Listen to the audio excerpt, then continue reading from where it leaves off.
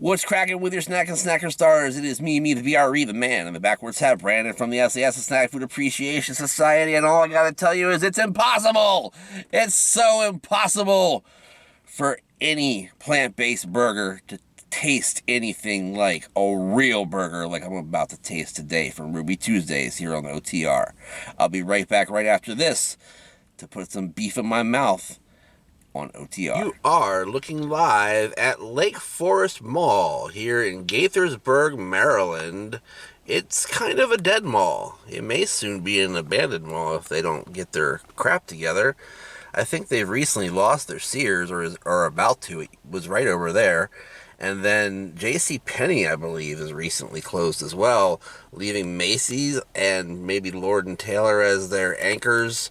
But they do still have a decent food court, and they also have one of the few Ruby Tuesday outlets in the area. Ruby Tuesday, of course, used to be just down the street in Germantown from where I live, in the Black Rock section, but they closed pretty recently. That's becoming a Mission Barbecue. Anyway, let me go ahead and show you what we have here today from Ruby Tuesday. I saw this just last night, or yesterday, I believe, on Chew Boom. Out of the blue. I was going to do the Impossible Burger, but I just don't have the heart to do it, guys. I don't know why. I've had, plant-based burgers before, but compared to a plant-based burger, look at this bad boy right here. This is called the Cheesy Crunch Burger, with a star, or rather split bun wrapped around it. You've got there quarter-pound beef patty, smothered in melty pimento cheese. You've got a couple of nice thick onion rings in there. Looks like some lettuce is involved. There's also bacon pieces. Bacon pieces are involved as well. This is $7.99 along with a side of either fries or tots. I got tots. I'm a little bit mad because they did not give me any ketchup whatsoever. I should go back in there and get ketchup because you can't eat tots by themselves. They need ketchup or some kind of dipping sauce, right? Right.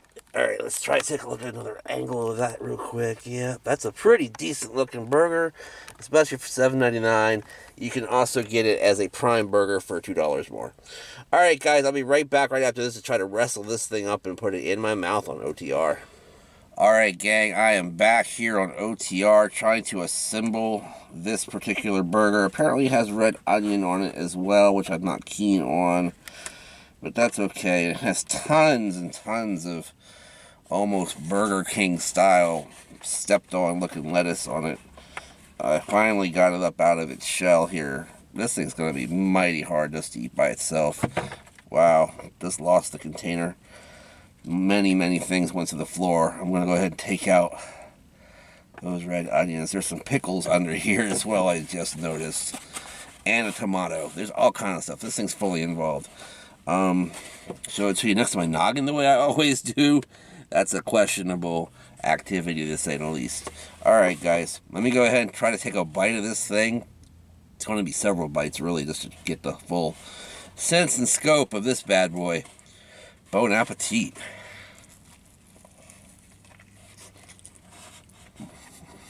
Not only did they not give me any ketchup for my tots, they only gave me one measly serviette, or napkin, if you will, to cleanse myself with. Anyway, burger's really nice. A lot going on, super involved, super flavorsome in many different ways. Texturally very superior to a lot of burgers that I've had in a long time in terms of all the different things it's got going on. Starting the way we always do, from the bottom to the top, we got that bun, which is nice and somewhat spongy but not chewy, so it's a little bit less than a perfect bun, but I think it's tasty anyway. Tastes almost bakery fresh. That's a good thing. The copious amounts of produce on this thing are practically about as much as you get in the Ruby Tuesday garden bar. Too much lettuce. Should have just put a couple of leaves of lettuce on there, guys.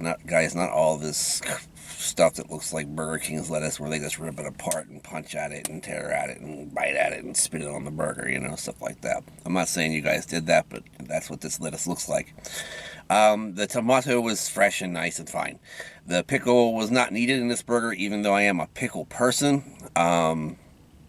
I like the pickle fine, but there's so much going on in the burger, you didn't need the pickles to get lost and to be kind of shuffled around in your mouth while you're trying to discern what else is going on in the flavor scope of this burger, including the bacon pieces, which also seem to be somewhat extraneous. They added a little bit of flavor here and there and actually kind of caused a little bit of pain for me, because there were just jagged pieces. They weren't slices or anything like that, or bits really. It was just jagged pieces.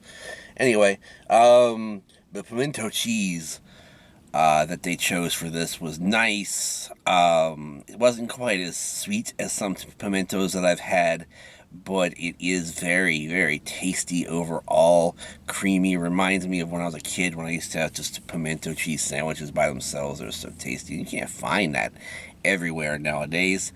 Kind of coming back, more of a southern thing, and kind of coming back these days into full focus, you know what I'm saying? And I've seen it in a lot of places. They got like 3 different sandwiches in here with pimento on them, you know, maybe 4 if you count a slider. So that was really good. The burger itself was fine. I didn't need to go prime and spend $2 extra. It was nice and meaty tasting. I ordered it medium and it didn't come anywhere near medium. This thing was pretty much well done.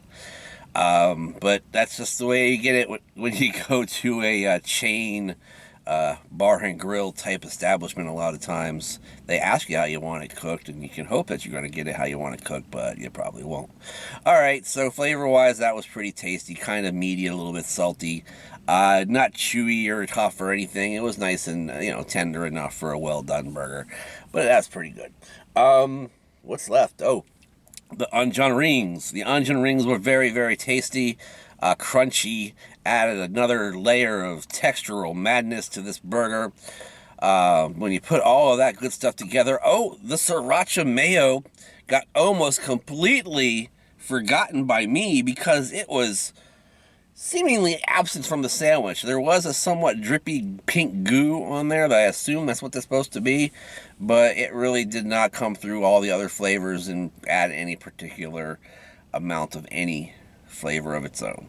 So that all together, put it all together, I'm going to have to give this burger a 3/4 thumbs up, which I had higher hopes for this burger than this, but what can you do when it's, you know, that much going on? Sometimes you got a little too much going on, and then what's going on ain't that good.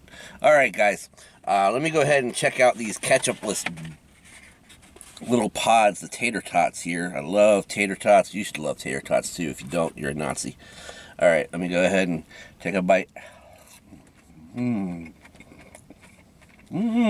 don't need ketchup with those necessarily. Maybe that's what their point is. I would still like some ketchup, but you don't need it for that. They are nice and crispy on the outside, pillowy and soft and potatoey on the inside. The oil that they use tastes nice and clean. That's always important. And just the right amount of salt. Like those a lot. I'm giving those a full thumbs up, which is hard not to do for tater tots anyway. But anyhow, thanks for watching, everybody. Big OTR The Extra Mile coming up right after this on Patreon if you've got the means. Head on over there, see some of our exclusive video action, including my review of Rockstar's XDurance flavor Marshmallow, 300 milligrams of caffeine going in me, right after this on OTR The Extra Mile. Make sure you check that out on Patreon if you know what I mean. Anyhow, also check us out on Facebook by clicking on the link down in the description below. Thousands of the coolest people, or 1,000 of the coolest people in the world are in that group, and you should be too. Why aren't you? Also, check us out on Facebook. I already said that. Check us out on Twitter and Instagram. I'm at Brandon Reich SAS. Make sure you use the handy hashtag Snack Society all day, every day. That way you know what you're eating, and I know what you're eating too. So make sure that you like, comment, share, and subscribe. Ring that bell to be notified, and I'll see you next time. Bye-bye.